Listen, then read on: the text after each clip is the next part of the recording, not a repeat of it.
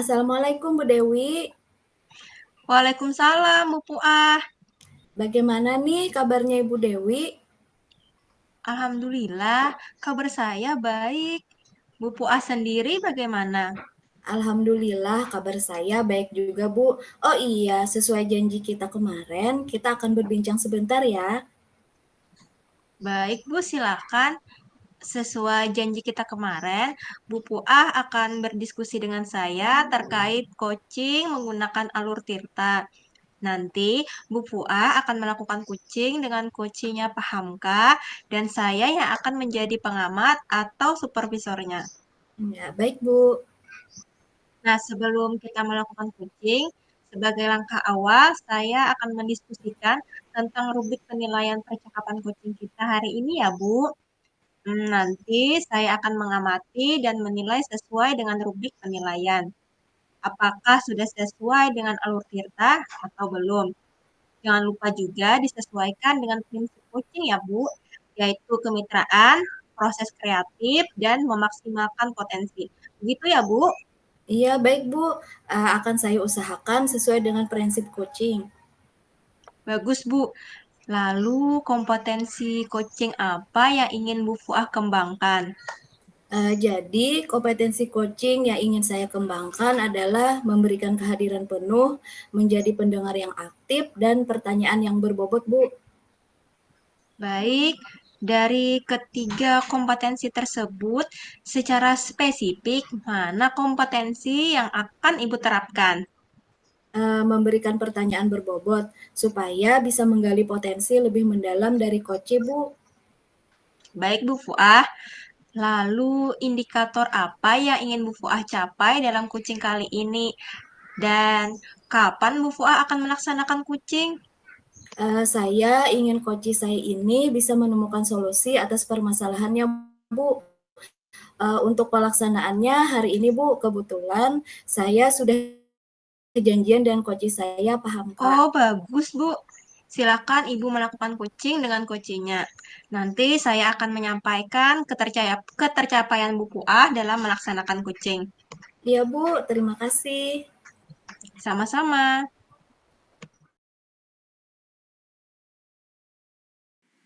Assalamualaikum Paham Kak. Waalaikumsalam Bu Puah. Bagaimana nih kabarnya Paham Kak?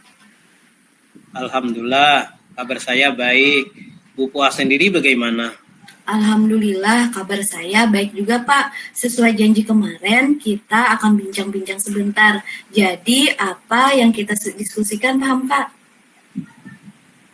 Baik Bu Puah, jadi begini, akhir-akhir ini saya merasa murid-murid di kelas saya kurang antusias dalam mengikuti pembelajaran dari saya, sehingga pembelajaran berjalan monoton. Oke, paham Kak. Jadi saat ini paham Kak mengalami masalah yaitu kurangnya antusiasme murid dalam pembelajaran. Ya, betul sekali Bu. Saya kesulitan dalam membuat suasana kelas menjadi aktif dan antusias Bu. Baik, paham Kak. Karena waktu kita pendek, jadi dari percakapan kita kali ini, apa yang paham Kak harapkan? Saya ingin mendapatkan solusi atas permasalahan saya tentang kurangnya antusias murid-murid dalam mengikuti pembelajaran di kelas. Iya paham Kak. Menurut paham Kak, hal apa saja yang membuat murid-murid Bapak kurang antusias dalam mengikuti pembelajaran di kelas? Kalau saya ingat kembali hal yang menyebabkan murid-murid saya kurang antusias, yaitu pertama, pembelajaran saya sepertinya terlihat membosankan, terlalu monoton. Saya selalu dominan untuk berbicara, bercerita di depan murid-murid saya. Yang keduanya, saya akan memberikan kesempatan buat murid saya untuk berpendapat atau aktif berbicara pada pembelajaran saya, sehingga dalam proses pembelajaran hanya berjalan komunikasi satu arah, Bu. Oh, jadi begitu ya Pak. pembelajaran yang Bapak lakukan terlalu banyak penyampaian materi sehingga Bapak lebih dominan daripada murid.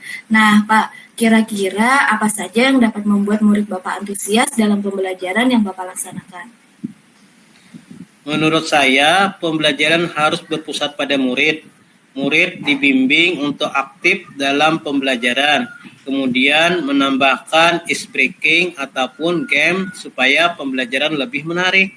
Kalau boleh tahu, Bapak menggunakan sumber belajar apa saja di kelas? Saya biasanya menggunakan buku teks pegangan guru dan buku yang ada di perpustakaan, Bu. Adakah sumber belajar yang Bapak gunakan selain buku teks? Untuk saat ini, saya hanya menggunakan buku teks saja, Bu. Dari masalah yang Pak Hamka ceritakan tadi, menurut Pak Hamka, apa rencana yang bisa Bapak lakukan untuk membantu murid-murid lebih antusias dalam belajar? Yang pertama, saya akan merancang pembelajaran yang menyenangkan dengan menggunakan sumber belajar yang beragam seperti video YouTube, Instagram, dan TikTok. Kedua, saya akan memberikan tugas sesuai dengan minat dan bakat murid-murid saya. Istilahnya, saya akan melaksanakan pembelajaran berdepresi sehingga murid tidak terkesan memaksa, tetapi mereka memang senang mengerjakan tugas-tugasnya, misalnya menggunakan bentuk video, gambar, maupun manfaat alam sekitar. Bagus sekali rencana Bapak, mudah-mudahan berhasil ya Pak. Lalu, apa komitmen terhadap rencana Bapak ini? Saya berkomitmen untuk selalu membuat rencana pembelajaran yang menyenangkan dengan menggunakan banyak sumber belajar untuk eksplorasi materi sehingga murid-murid saya dapat menjalankan merdeka belajar dan saya akan membuat murid-murid saya senang dalam mengerjakan tugas-tugas sesuai minat dan bakat murid-murid saya. Wah, bagus sekali Pak. Saya sangat mendukung komitmen Bapak. Mudah-mudahan semua berjalan lancar dan sesuai harapan ya Pak. Terima kasih Bu atas waktunya untuk berdiskusi. Mudah-mudahan kita semua bisa menjadi guru yang selalu dirindukan oleh murid-murid kita. Ya, amin. Sama-sama Pak, amin.